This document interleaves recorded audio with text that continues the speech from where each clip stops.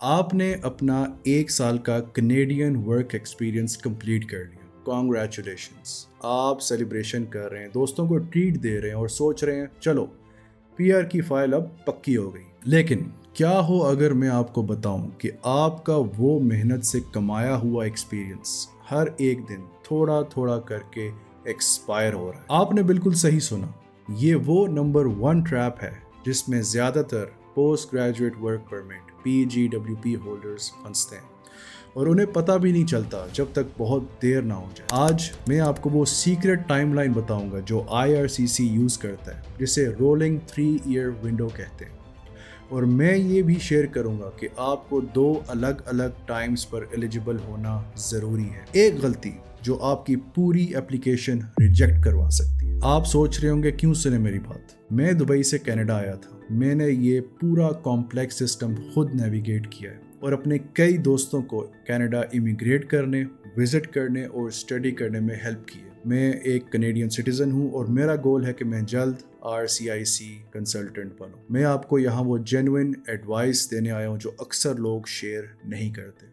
تو چلیے شروع کرتے ہیں. سب سے بڑی غلط فہمی یہ ہے, لوگ سوچتے ہیں میں نے 1 جنوری 2023 سے 31 دسمبر 2023 تک کام کر لی. میرے 1560 گھنٹے پورے ہو گئے. یہ ایکسپیرینس اب بینک میں لاک ہو گیا. میں آرام سے ویٹ کر سکتا ہوں کہ CRS اسکور نیچے آ جائے. رانگ, بالکل غلط.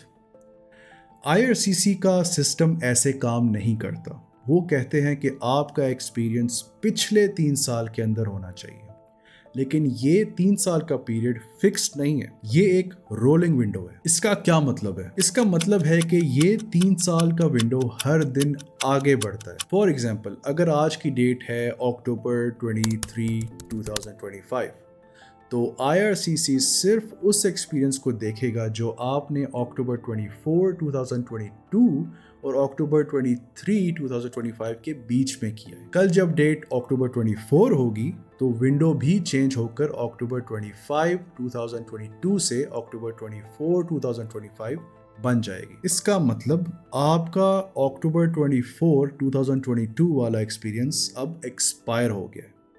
وہ اب CEC کے لیے کاؤنٹ نہیں ہوگا. آئیے اس کو 3 ریئل لائف ایگزامپل سے سمجھاتے ہیں. پہلا سیناریو بہت سمپل ہے.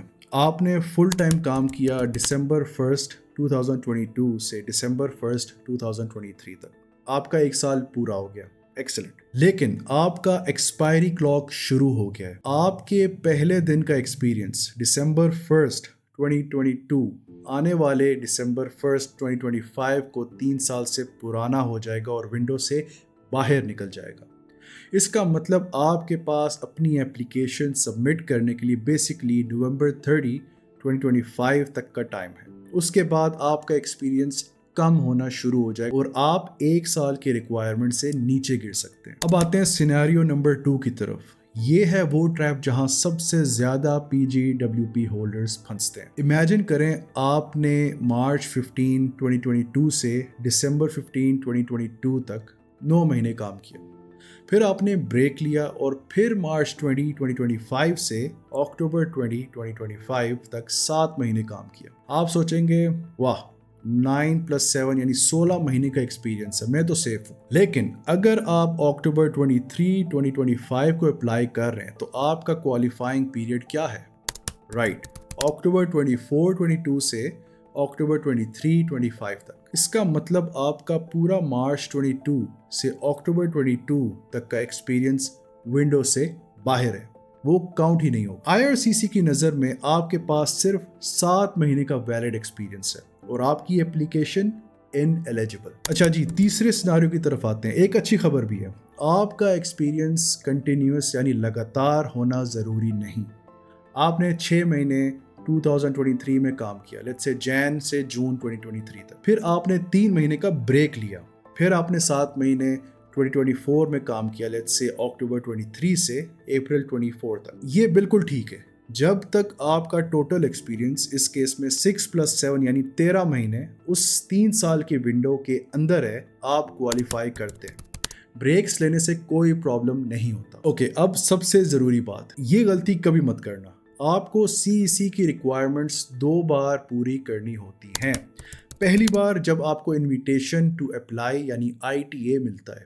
دوسری بار جب آپ اپنی electronic application for permanent residence EAPR submit کرتے ہیں. لوگ سوچتے ہیں کہ ITA مل گیا ہے تو ان کا ایکسپیرینس فریز ہو گیا ہے. نہیں، فرض کریں، امیجن کریں آپ کو ITA ملا 15 نومبر 2025 کو. اس دن آپ کا 1 سال کا ایکسپیرینس 3 سال کی ونڈو میں تھا، لیکن آپ نے ڈاکیومنٹس اکٹھے کرنے میں 2 مہینے لگا دیے. آپ نے اپنی EAPR سبمٹ کی 15 جنوری 2026 کو. ان 2 مہینوں میں ہو سکتا ہے آپ کا شروع کا 2 سے 3 مہینے کا ایکسپیرینس 3 سال کی ونڈو سے باہر نکل گیا ہو. اور اب جب آپ نے EAPR سبمٹ کی، آپ کے پاس صرف 9 مہینے کا ویلڈ ایکسپیرینس بچا ہے. آفیسر آپ کی فائل دیکھے گا اور ریجیکٹڈ. آپ کا ITA ضائع ہو گیا. اس لیے جیسے ہی ITA آئے فوراً اپنی اپلیکیشن سبمٹ کروائیں. ایک آخری بونس ٹپ جو آپ کا دل تھوڑا ہلکا کر دے گی. اگر آپ کا ایکسپیرینس CEC یعنی 3 سال کی ونڈو کے لیے ایکسپائر ہو بھی جائے، وہ پھر بھی آپ کو CRS پوائنٹس دے سکتا ہے. کیوں؟ کیونکہ CRS پوائنٹس کے لیے IRCC آپ کے پچھلے 10 سال کا کینیڈین ایکسپیرینس دیکھتا ہے. تو اگر آپ نے 2017 سے 2018 میں 1 سال کام کیا تھا، وہ CEC کے لیے تو کاؤنٹ نہیں ہوگا، لیکن وہ آپ کو CRS پوائنٹس ضرور دے گا. لیکن یاد رکھیں، CRS پوائنٹس الگ چیز ہے اور پروگرام یعنی CEC کی ایلیجیبلٹی الگ چیز ہے.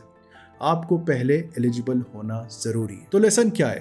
آپ کا CEC ورک ایکسپیرینس دودھ کی طرح ہے، گولڈ کی طرح نہیں. اس کی ایک ایکسپائری ڈیٹ ہے. اپنی ورک ہسٹری کو ایک اسپریڈ شیٹ پر ٹریک کریں. ہمیشہ چیک کریں کہ آپ کا پہلا دن کب 3 سال کی ونڈو سے باہر گر رہا ہے.